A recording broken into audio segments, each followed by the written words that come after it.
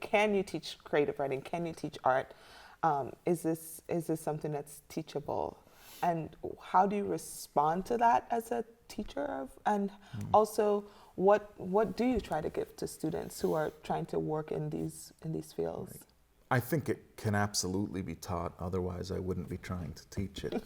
I think that what we often miss, I think there are a couple of things, and this is also, I think, a really interesting debate and large question. I think first there is the notion of the artist as a kind of human being who lives outside of the frame of the average human being. I don't buy into any of that, right? I think that we all certainly have talents, have various callings and ways that we approach the world in a perspective that helps shape how we do that. But in every art form, there's a craft, and poetry and fiction and the rest are no different.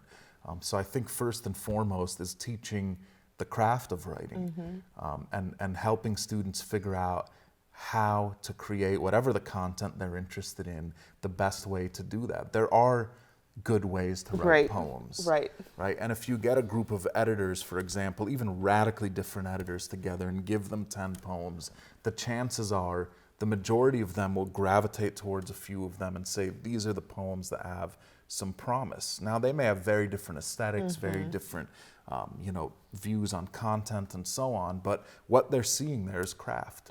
And so I think it's really important as a professor that first and foremost we stress that it's a labor and you have to work at it, right? It is not manna from heaven.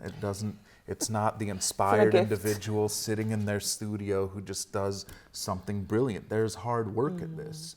And it's complicated, right? Because it also, content obviously is important, right? So that's a piece that maybe can't be taught, but the skills and the ability to do it, like any kind of craftsmanship, frankly, I think can be taught, right? I think there are ways to get folks to focus on how a poem comes together, what makes a poem successful, and so on.